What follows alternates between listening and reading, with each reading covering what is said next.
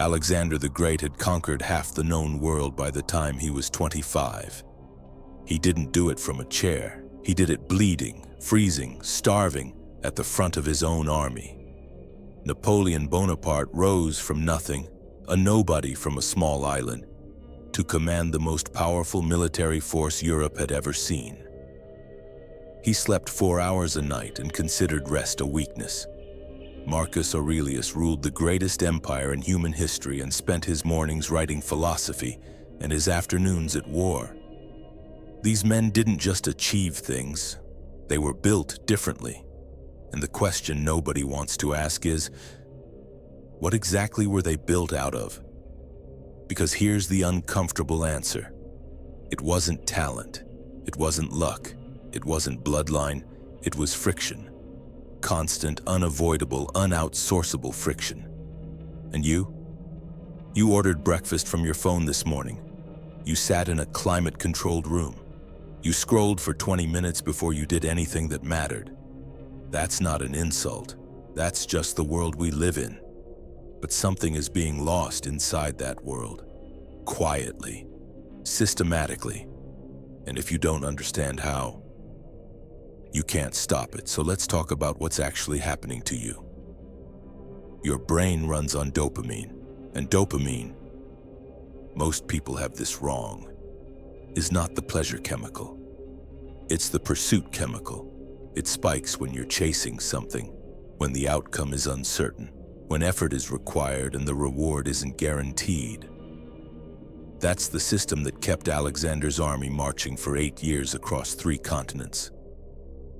That's what woke Napoleon up at 3 a.m. to study maps when his generals were asleep. That's what made Marcus Aurelius, a man who could have had anything, choose the harder path every single time. Their brains were calibrated to the chase. Yours is being recalibrated right now. Every day, every notification is a hit. Every episode that autoloads is a hit. Every meal that arrives at your door in 30 minutes is a hit. Small, easy, instant.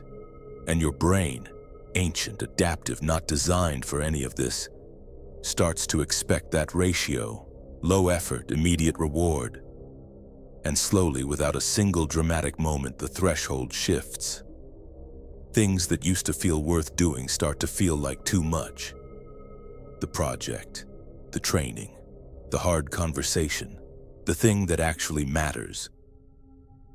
Your prefrontal cortex, the part responsible for long-term thinking, discipline, strategy, it only fully activates under real pressure.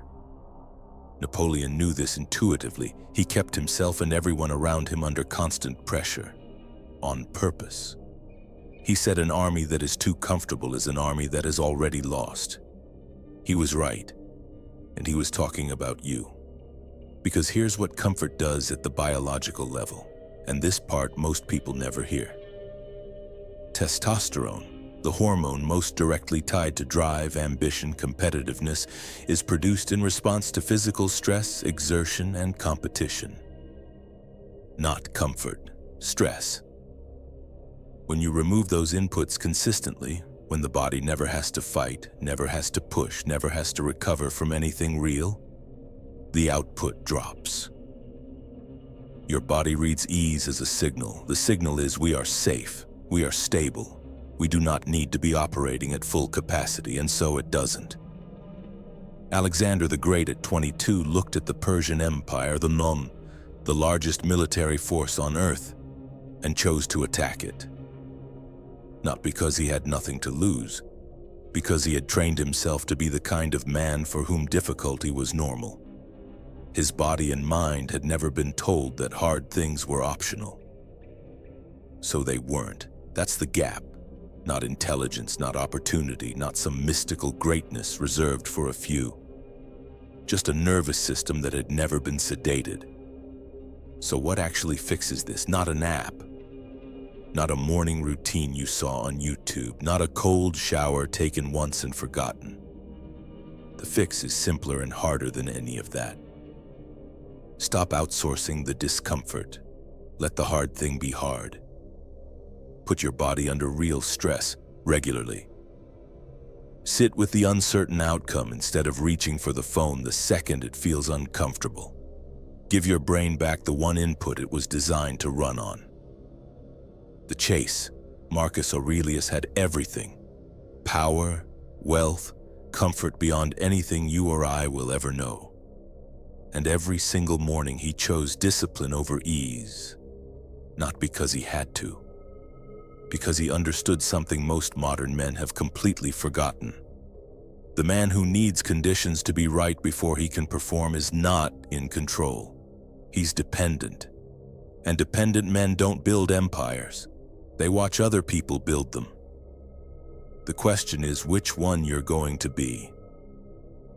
If you're trying to become more aware, more disciplined, and more present, subscribe to Inner Archive. I'll see you in the next one.